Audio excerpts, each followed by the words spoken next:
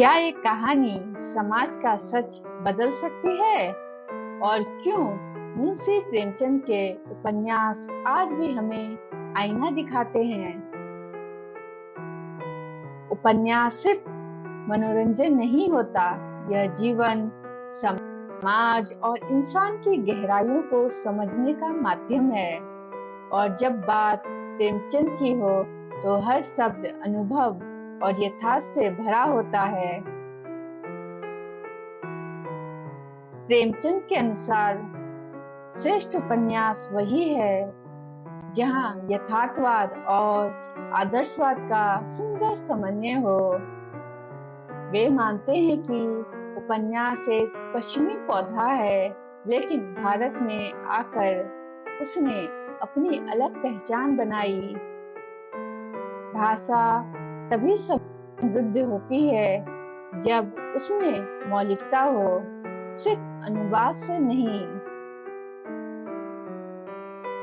लेखन से पहले मानव स्वभाव की समझ जरूरी है, वरना शब्दों में गहराई नहीं आती। जैसे एक चित्रकार ने कहा, रंग बाहर से नहीं, दिमाग से आते हैं। वैसे ही सच्ची रचना भीतर से जन्म लेती है। यही कारण है कि प्रेमचंद के उपन्यास सिर्फ कहानियां नहीं, बल्कि समाज और मानवता का जीवन चित्र है। तो चलिए देखते हैं। उपन्यास की परिभाषा विद्वानों ने कई प्रकार से की है, लेकिन यह कायदा है कि जो चीज जितनी ही सरल होती है, उसकी परिभाषा उतनी ही मुश्किल होती है। कविता की परिभाषा आज तक नहीं हो सकी। जितने विद्वान हैं, उतनी ही परिभाषाएं हैं। किन्हीं दो विद्वानों की परिभाषाएं नहीं मिलती।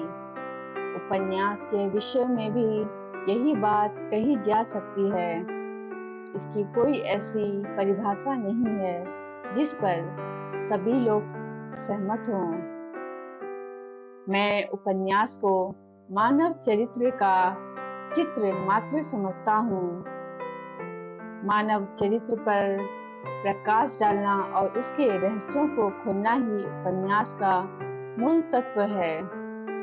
किन्हीं भी दो आदमियों की सूरतें नहीं मिलती, उसी भांति आदमियों के चरित्र भी नहीं मिलते।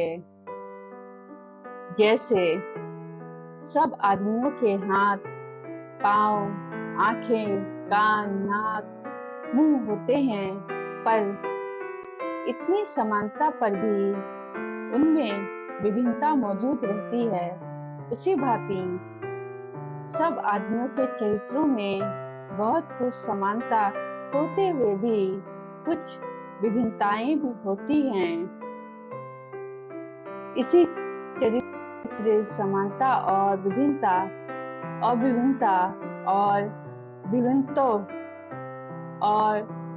विभिन्नताओं में अभिन्नता दिखाना उपन्यास का मुख्य कर्तव्य है।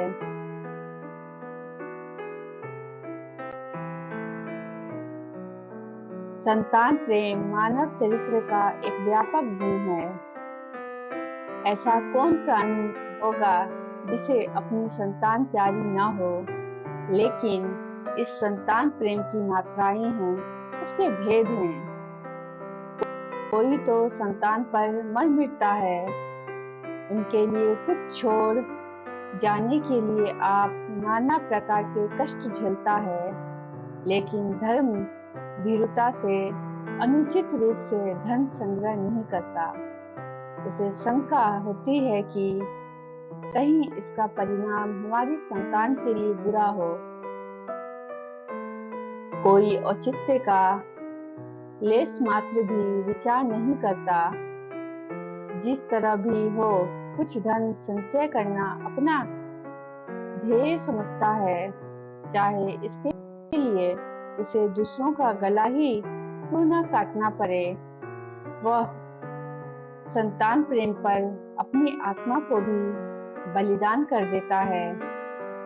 एक तीसरा संतान प्रेम वह है जहाँ संतान की सच्चरित्रता प्रधान कारण होती है, जबकि पिता संतान का कुचरित्र देखकर उससे उदासीन हो जाता है, उसके लिए कुछ छोड़ जाना या कर जाना व्यर्थ समझता है। अगर आप विचार करेंगे तो इसी संतान प्रेम के अगणित भेद आपको मिलेंगे। इसी भांति अन्य मानवीय गुणों की भी मात्राएं और भेद हैं। हमारा चरित्राध्ययन जितना ही सूक्ष्म, जितना ही विस्तृत होगा, उतनी ही सफलता से हम चरित्रों का चित्रण कर सकेंगे। संतान प्रेम की एक दशा यह भी है कि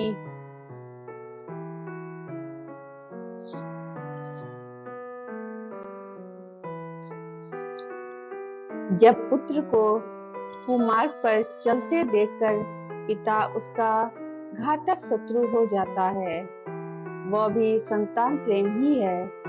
जब पिता के लिए पुत्र घी का लड्डू होता है, जिसका टेढ़ापन उसके स्वाद में बाधक नहीं होता, वह संतान प्रेम भी देखने में आता है, जहाँ शराबी जुआरी पिता पुत्र प्रेम के वशीभूत होकर यह सारी बुरी आदतें छोड़ देता है। अब यहाँ प्रश्न होता है कि उपन्यासकार को इन चरित्रों का अध्ययन करके उनको पाठक के सामने रख देना चाहिए, उसमें अपनी तरफ से काट छाट कमी बेसी कुछ न करनी चाहिए, या किसी उद्देश्य की पूर्ति के लिए चरित्रों में कुछ परिवर्तन भी कर देना चाहिए। यहीं से उपन्यासकारों के दो गिरोह हो गए हैं, एक आइडियलिस्ट या आदर्शवादी, दूसरा रियलिस्ट या यथार्थवादी। रियलिस्ट चरित्रों को पाठक के सामने उनके यथार्थ नग्न रूप में रख देता है। उसे इससे कुछ मतलब नहीं कि सच्चरित्रता का परिणाम बुरा होता है या कुचरित्रता का परिणाम अच्छा। उसके चरित्र अपनी कमजोरियां या खूबियां दिखाते हुए अपनी जीवन लीला समाप्त करते हैं, और चूंकि संसार में सदैव नेकी का फल नेक और बदी का फल बद नहीं होता, बल्कि इसके विपरीत हुआ करता है। नेक आदमी धक्के खाते हैं, यातनाएं सहते हैं, मुसीबतें झेलते हैं, अपमानित होते हैं, उनकी नेकी का फल उल्टा मिलता है। बुरे आदमी चयन करते हैं, नामवर होते हैं, यशस्वी बनते हैं, उनकी बदी का फल उल्टा मिलता है। प्रकृति का नियम विचित्र है। रियलिस्ट अनुभव की बेड़ियों में जकड़ा होता है, और चूंकि संसार में बुरे चरित्रों की प्रधानता है, यहाँ तक कि उज्जवल से उज्जवल चरित्रों में भी कुछ न कुछ दाग धब्बे रहते हैं। इसलिए रियलिज्म हमारी दुर्बलताओं, हमारी विषमताओं और हमारी क्रूरताओं का नग्न चित्र होता है। वास्तव में रियलिज्म हमको पेसिमिस्ट बना देता है। मानव चरित्रों पर से हमारा विश्वास उठ जाता है। हमको अपने चारों तरफ बुराई बुराई नजर आने लगती है। इसमें संदेह नहीं कि समाज की कुप्रथा की ओर ध्यान दिलाने के लिए रियलिज्म अत्यंत उपयुक्त है, क्योंकि इसके बिना बहुत संभव है कि हम उस बुराई को दिखाने में अतियुक्ति से काम लें और चित्र को उससे कहीं काला दिखाएं जितना वह वास्तव में है। लेकिन जब रियलिज्म दुर्बलताओं का चित्रण करने में शिष्टता की सीमाओं से आगे बढ़ जाता है तो वह आपत्तिजनक हो जाता है। फिर मानव स्वभाव की एक विशेषता यह भी है कि वह जिस छल और क्षुद्रता और कपट से घिरा हुआ है, उसी की पुनरावृत्ति उसके चित्त को प्रसन्न नहीं कर सकती। वह थोड़ी देर के लिए ऐसे संसार में उड़कर पहुंच जाना चाहता है जहां उसके चित्त को ऐसे कुत्सित भावों से निजात मिले, वह भूल जाए कि चिंताओं के बंधन में पड़ा हुआ है, जहां उसे सजीव सहृदय उदार प्राणियों के दर्शन हो, जहां छल और कपट, विरोध और वैमनस्य का ऐसा प्राधान्य न हो। उनके दिल में ख्याल होता है कि जब हमें किस्से कहानियों में भी उन्हीं लोगों से साबका है जिनके साथ आठों पहर व्यवहार करना पड़ता है, तो फिर ऐसी पुस्तकें पढ़े ही क्यों। अंधेरी कोठरी में काम करते करते जब हम थक जाते हैं तो इच्छा होती है कि किसी बाग में निकलकर निर्मल स्वच्छ वायु का आनंद उठाएं।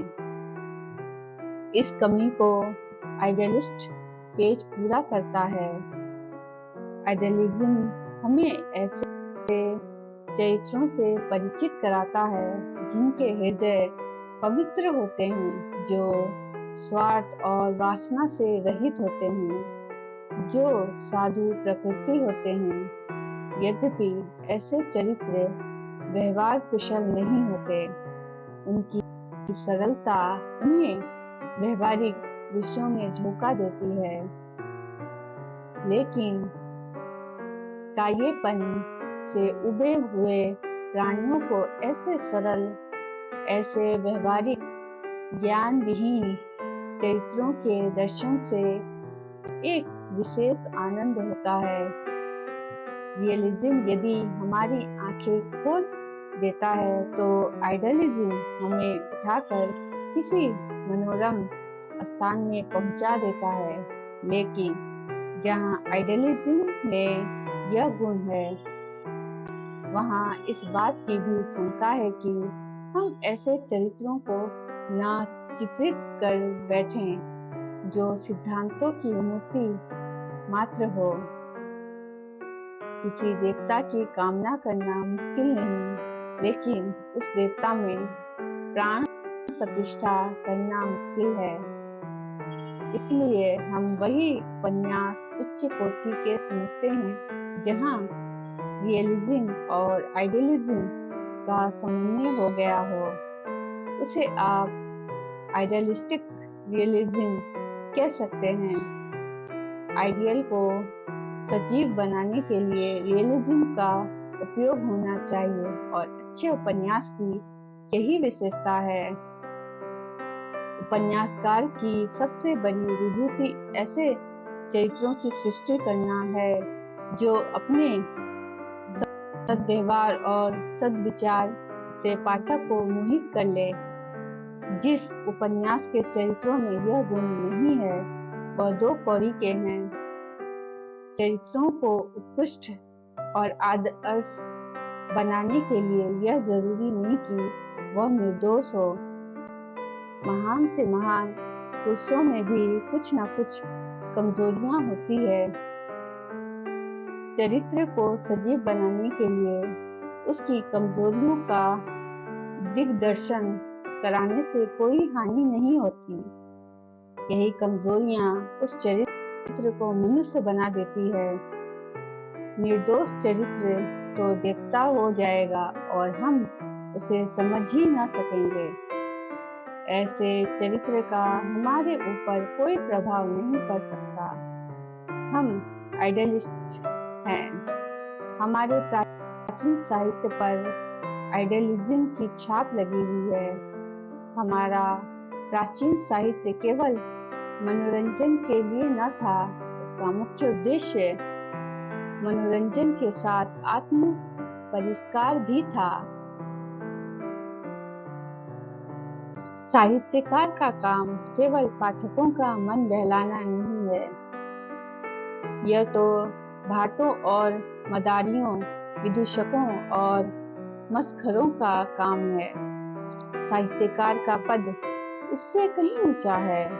वह हमारा पथ प्रदर्शक होता है, वह हमारे मनुष्यत्व को जगाता है, हमें सद्भावों का संचार करता है, हमारी दृष्टि को फैलाता है। कम से कम उसका यही उद्देश्य होना चाहिए। इस मनोरथ को सिद्ध करने के लिए जरूरत है कि उसके चरित्र पॉजिटिव हों, जो प्रलोभनों के आगे सिर न झुकाए बल्कि उनको परास्त करे, जो वासनाओं के पंजे में न फंसे बल्कि उनका दमन करे, जो किसी विजयी सेनापति की भांति शत्रुओं का संहार करके विजय नाद करते हुए निकले। ऐसे ही चरित्रों का हमारे ऊपर सबसे अधिक प्रभाव पड़ता है।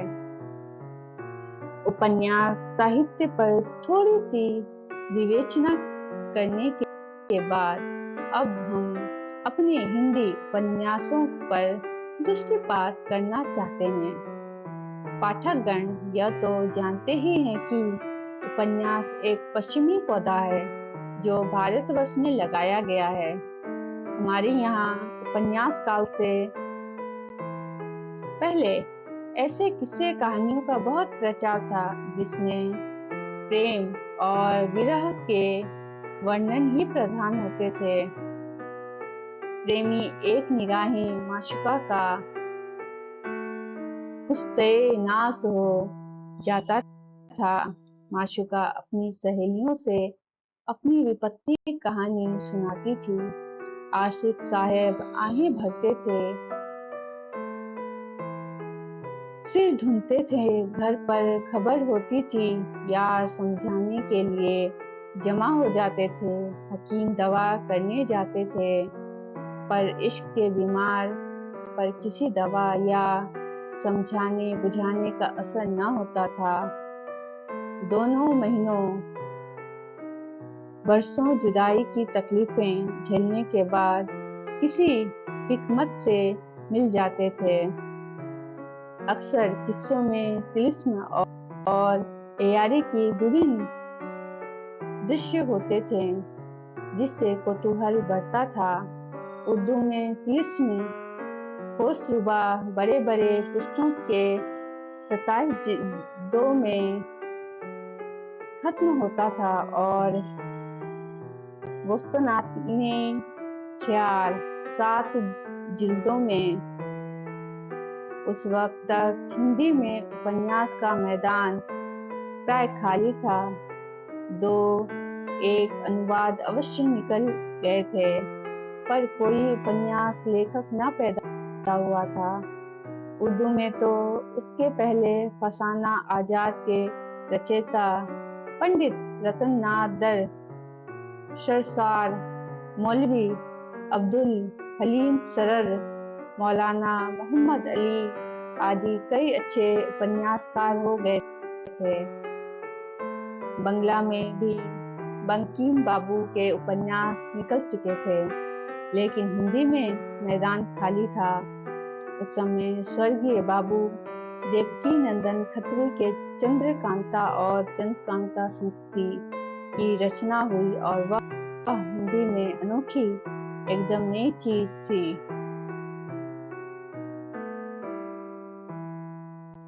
हिंदी पाठक टूट पड़े और चंद्रकांता की खूब धूम हो गई।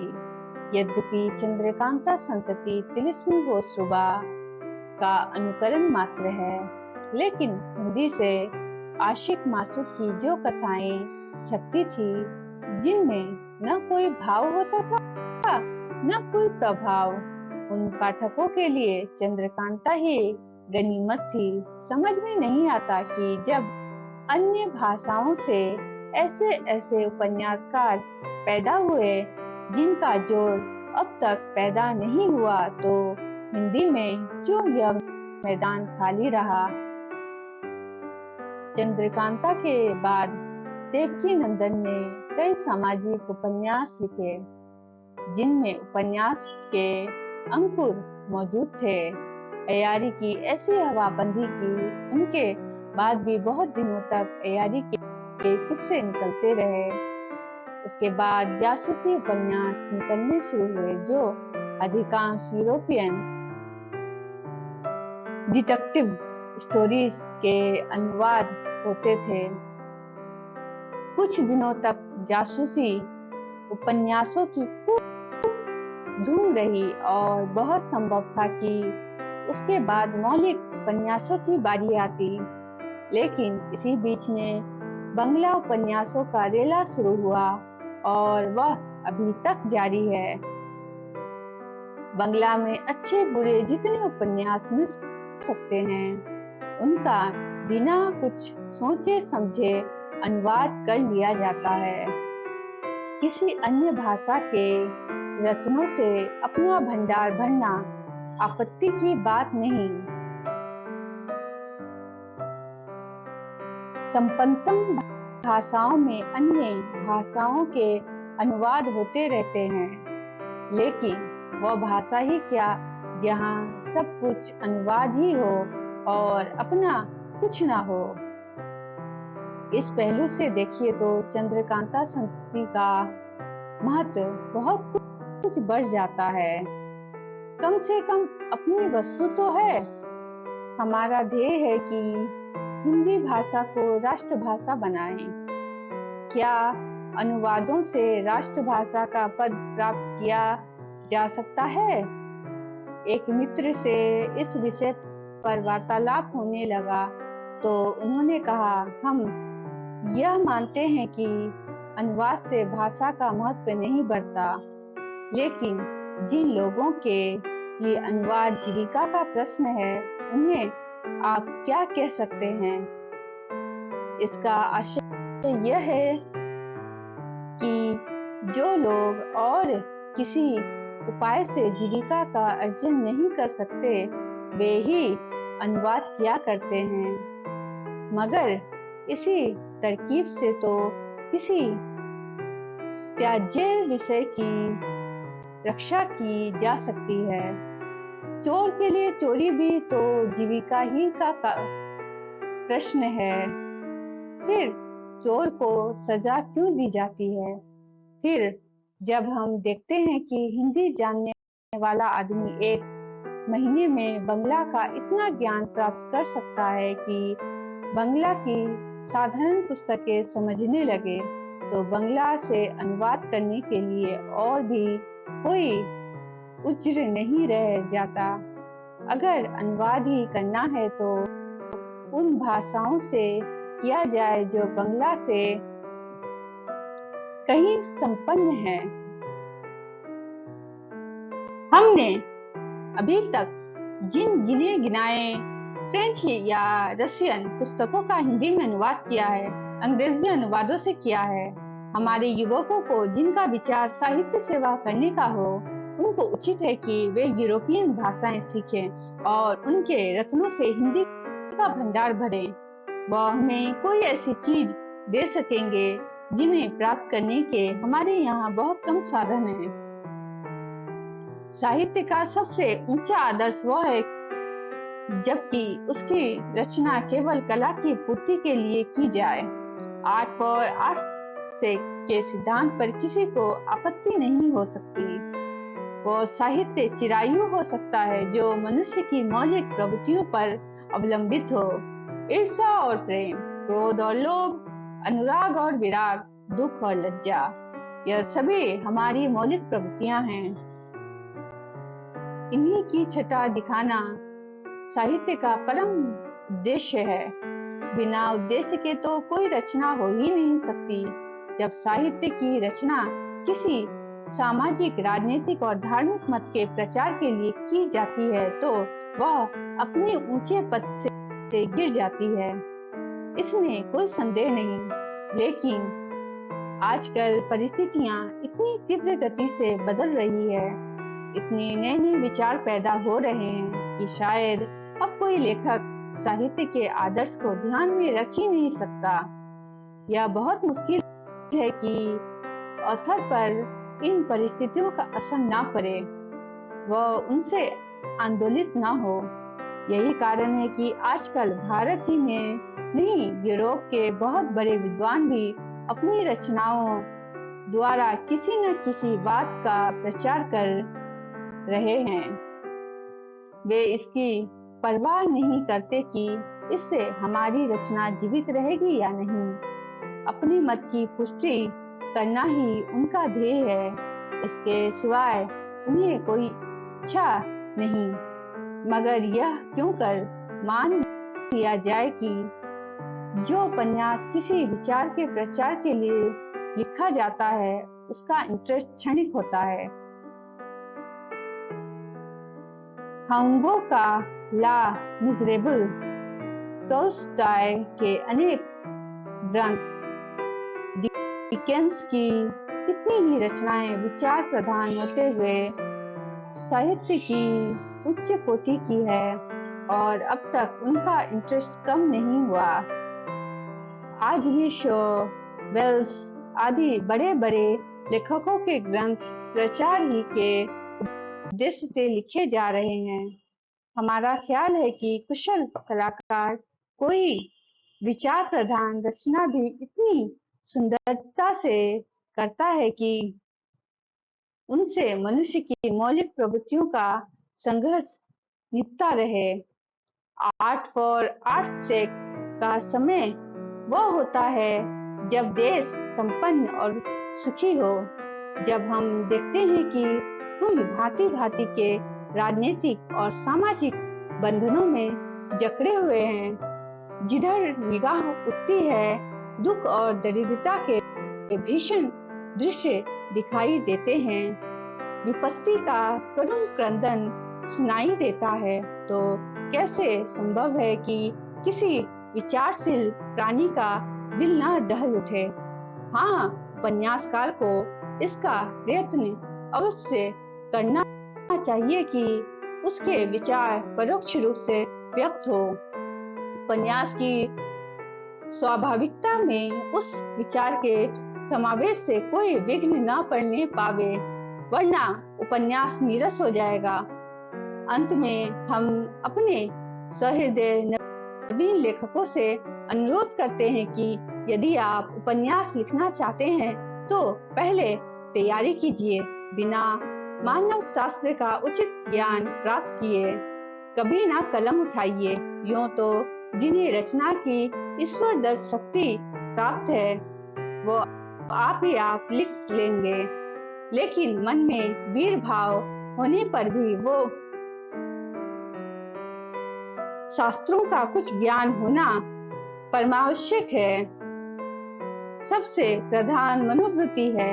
एक बार किसी प्रसिद्ध चित्रकार से एक शरीफ ने पूछा कि ऐसे सुंदर रंग आप कहाँ से लाते हैं? चित्रकार ने मुस्कुराकर उत्तर दिया, जनाब, अपने दिमाग से। अगर आपको यह समझ आया कि उपन्यास सिर्फ कहानी नहीं बल्कि समाज और इंसान का आईना है, तो इस वीडियो को लाइक और शेयर जरूर करें। और अगर आप ऐसे ही गहराई से साहित्य को समझना चाहते हैं तो चैनल को सब्सक्राइब करना मत भूलिए। अब आप बताइए, आपके अनुसार एक अच्छा उपन्यास कैसा होना चाहिए? कमेंट में बताइए। धन्यवाद।